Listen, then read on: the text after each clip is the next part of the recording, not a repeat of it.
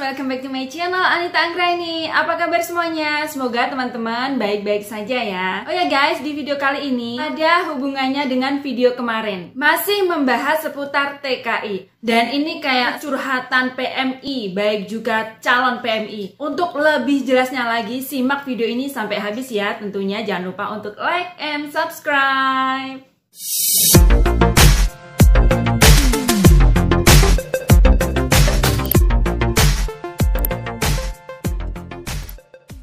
Nah teman-teman, setelah aku upload video kemarin mengenai 4 kali BPMI, temui Teto di Jakarta, tapi tak kunjung hasil. Nah setelah aku upload video kemarin, banyak banget yang nulis komentar. Ini kayak salah satu curhatan ya. Dan kemungkinan yang menulis komentar kemarin banyak banget PMI maupun calon PMI. Setelah aku melihat komentar satu persatu, tentunya sedih. Seandainya saja aku di posisi mereka, pasti aku merasakan gelisah dan sedih. Video kali ini aku sengaja mau membacakan komentar-komentar teman-teman kita, baik itu TKI maupun calon TKI. Aku akan bacakan satu persatu karena ini merupakan curhatan mereka ya. Dan siapa tahu setelah aku baca ini, banyak yang melihat, banyak yang nonton, dan banyak yang nge-up. Sehingga siapa tahu juga pemerintah ada yang melihat atau membaca. Kita nggak tahu ya, cuman kita berusaha aja. Dan seandainya saja kalau pemerintah ada yang melihat keluhan para calon PMI maupun PMI, semoga saja pemerintah secepatnya membantu dan juga memperlakukan TKI dengan baik. Entah itu PMI yang mau berangkat ke luar negeri ataupun PMI yang berada di luar negeri, ataupun juga PMI yang pulang sampai ke Indonesia.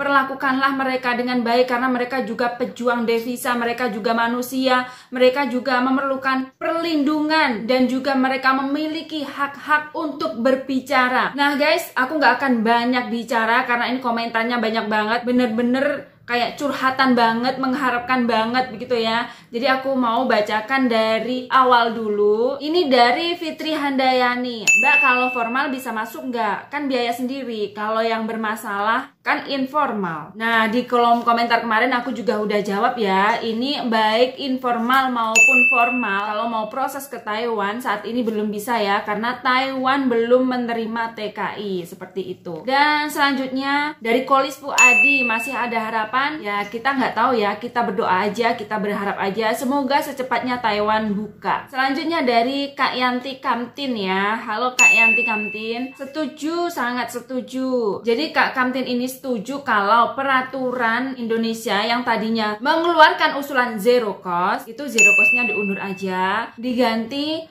dengan usulan kalau biaya akses ditanggung sama majikan. Karena di video kemarin aku mengatakan hal seperti ini. Jadi ini dari TKI, Kak Kamtin bilang setuju. Seperti itu ya guys. Ada lagi Mas Herman Kustiono. Jadi di kolom komentar ini aku nggak tahu ya guys, ini cewek atau cowok, tapi dari namanya tuh kayak cowok, jadi aku panggil Mas. Ada juga namanya kayak cewek tapi aku panggil Mbak. Jadinya tuh aku nggak ngerti, yang penting aku bacakan aja namanya ya. Dan kalau apabila aku menyebutkan salah Mas atau Mbaknya, mohon maaf banget, mohon maklum karena kita nggak bertemu secara langsung. Ini dari Mas Herman Kustiono. Mas Herman Kustiono ini adalah salah satu calon PMI. Dia bilang calon PMI sudah menunggu 1 tahun, tinggal menunggu terbangnya saja sudah ditutup. Malah Mas Kustiono ini mau bertindak, kita lagi bergerak ke istana, semoga ada hasil. Jadi apa mungkin ini Mas Herman Kustiono mau bergerak ke istana, mau demo? Apa mungkin seperti itu Mas? Apabila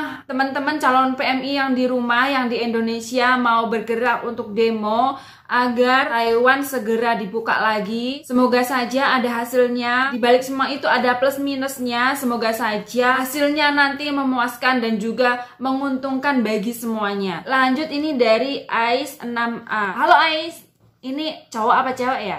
Oke deh, salam kenal aja ya.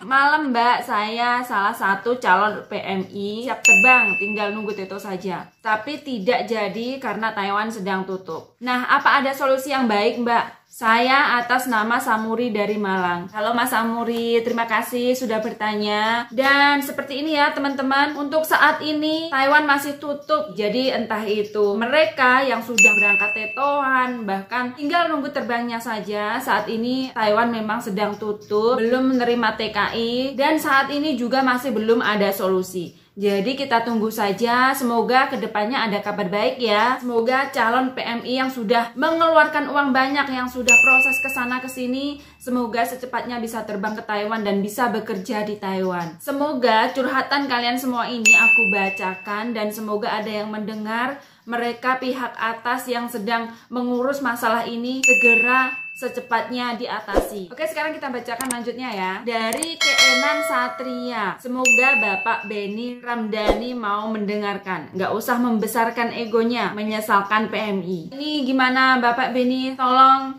bantu calon PMI yang sekarang ini sedang resah, sedang sedih karena mereka sudah mengeluarkan banyak uang, tinggal mau menunggu terbangnya saja, mereka tidak jadi terbang. Ini juga salah satu curhatannya calon PMI. Jadi tolong ya Bapak Beni, apabila Bapak Beni mempunyai maksud untuk memperjuangkan PMI atau mempunyai maksud untuk memberikan yang terbaik untuk calon PMI, segeralah ya Pak bertindak dan membantu kita semua. Semoga saja Bapak mendengarkannya ya. Ini dari Jalan Raya. Kok jalan raya sih? Jalan raya mana, Bos? Jalan raya Jakarta, Surabaya, Malang, atau Solo? Aneh-aneh aja kasih nama akun jalan raya. Kok susah banget? Ya memang susah, sekarang ini lagi sedang susah. Nggak tahu ini alasannya corona atau alasannya politik juga kita nggak tahu. Karena bukan hanya calon PMI saja, bahkan PMI Taiwan yang pulang ke Indonesia, sampainya ke Bandara Jakarta itu masih dipersulit. Masih ruwet guys. Aduh pusing deh, jadinya tuh kayak nggak ingin pulang, nggak berani pulang seperti itu. Oke, lanjut dari Mark Toro. Di Indonesia tutup, ruwet. Kalau masih banyak koruptor dan mafia, gak bakalan cepet selesai. Tolong ya, ini ada salah satu curhatan yang bilang kalau seandainya Indonesia masih banyak orang yang berkorupsi dan juga mafia, urusan ini gak bakal selesai. Ini masalah ini kayaknya dari dulu tuh banyak banget deh kasus korupsi ya. Semoga saja Indonesia gak ada kasus-kasus seperti ini lagi ya. Kasus-kasus korupsi, kasus-kasus mafia yang jadi korban TKI-nya, dan sekarang TKI juga jadi susah seperti ini. Tolong Indonesia jangan banyak korupsi ya, kasihan negara kita itu udah negara aduh nggak bisa ngomong banyak-banyak deh, aku nggak berani ngomong banyak-banyak masalah negara karena aku juga nggak ngerti apa sebenarnya yang mereka lakukan. Lanjut dari Kosno22, please kasih tahu Pak Beni. Pak Beni, di sini ada calon PMI yang meminta Bapak untuk membantu secepatnya ya Pak, karena mereka sedang membutuhkan pekerjaan. Mereka juga sudah mengeluarkan uang banyak ya Pak. Kemarin banyak banget yang nulis kolom komentar mereka sudah mengeluarkan uang banyak. Bahkan ada yang inbox mereka sudah mengeluarkan jutaan, dan itu banyak banget nominal uangnya. Kasihan banget Pak rakyat Indonesia. Jadi tolong ya Pak Beni, aku mewakili teman-teman mereka yang sedang mempunyai unek-unek, mereka juga calon PMI. Jadi tolong ya Pak secepatnya bantu TKI, dan aku yakin Bapak terus berusaha yang terbaik untuk TKI. Jadi tolong Pak ya segera dibantu calon PMI. Oke, lanjut ya. Hans Manopo. Apakah Anda penggemarnya Amanda Manopo? Berarti Anda melihat filmnya dong? Cie, yang lagi suka sama Amanda Manopo, cie. Enggak bercanda ya, serius. Ringankan TKI. TKI dijadiin bisnis biar dapat untung gede. Apa bener Pak seperti ini? Apa benar TKI selama ini dijadikan bisnis? Apabila ini benar sungguh sedih. TKI adalah pahlawan devisa. Mereka jauh-jauh merantau meninggalkan keluarga yang di rumah untuk mencari sesuap nasi. Tolong ya, perlakukan mereka dengan baik. Kami juga manusia.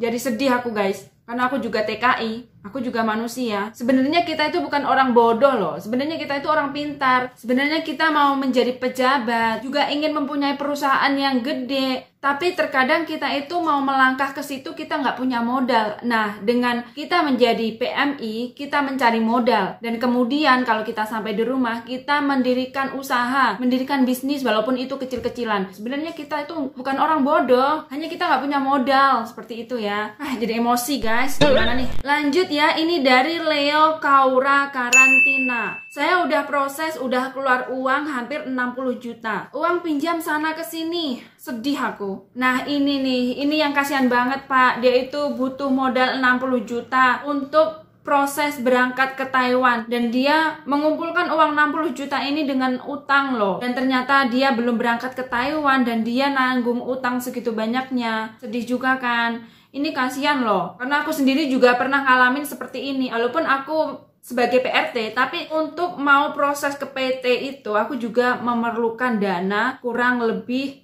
5 juta lah, 5 juta deh pokoknya. Karena waktu itu aku calling agent dan aku proses agent, jadi aku harus membayar 1.500.000. Di dalam PT tentunya kita perlu uang ya untuk jajan, untuk beli kebutuhan. Itu mungkin kurang lebih total harus punya pegangan uang 5 juta. Dan uang 5 juta ini aku dulu juga nggak punya loh guys, aku dulu pinjam. Ya aku pinjemnya sama kakak aku sendiri sih, tapi namanya pinjam kan, kita juga punya kewajiban untuk mengembalikannya. Ini juga uang utangan. Tolong ya Pak, tolong bantu bagaimana caranya agar cepatnya juga berangkat ke Taiwan. Kasian banget utang segitu banyaknya, pasti dia sedih karena dia mikir gimana caranya mengembalikan uang segitu banyaknya. Dan bagaimana caranya dia bisa berangkat lagi ke Taiwan. Dia sekarang pasti lagi sedih, lagi frustasi ya mungkin ya. Tapi ya Kak Leo ya, kamu harus kuat. Insya Allah kedepannya ada jalan yang terbaik. Lanjut dari Lisa.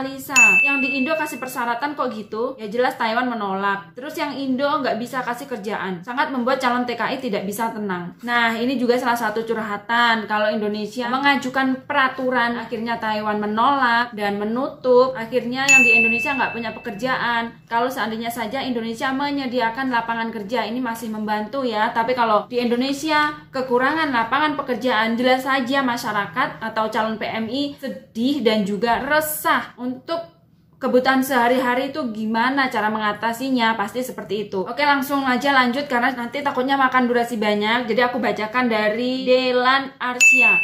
1 tahun nunggu, ya Allah udah bayar hampir lunas. Ya Allah bener, prosesnya pembayarannya pun juga udah mengumpulkan banyak uang dan nunggunya udah lama, tapi giliran mau terbang ternyata Taiwan tutup. Apakah harus seperti ini nasib PMI dan juga nasib calon PMI? Bismillahirrahmanirrahim. Semoga saja pemerintah segera bertindak dan membantu mereka. Karena di sini yang aku bacakan itu adalah kebanyakan TKI dan juga calon TKI. Mereka sedang mengeluarkan unek-uneknya karena mereka juga sedang kebingungan saat ini. Dari Tri Lestari, TKI pulang pek bandara Jakarta masih dibuat bisnis sama preman bandara. Tolong yang Indo ajukan penanganan preman agar devisa aman. Ini tadi dari Mbak Tri Lestari, dan juga Mbak Tri Lestari mengirimkan banyak komentar ya, banyak pendapat begitu ya. Dan sekarang saya mau bacakan karena menurut aku saran dia itu bagus banget, jadi aku mau bacakan. Mbak Tri Lestari ini bilang, buat TKI yang dari Taiwan pulang ke Indonesia, sesampainya dari Bandara Jakarta itu masih dipersulit. Juga masih banyak preman-preman di sananya. Jadi maksud dari saran Mbak Tri ini meminta agar di Indonesia itu memberi perlindungan dan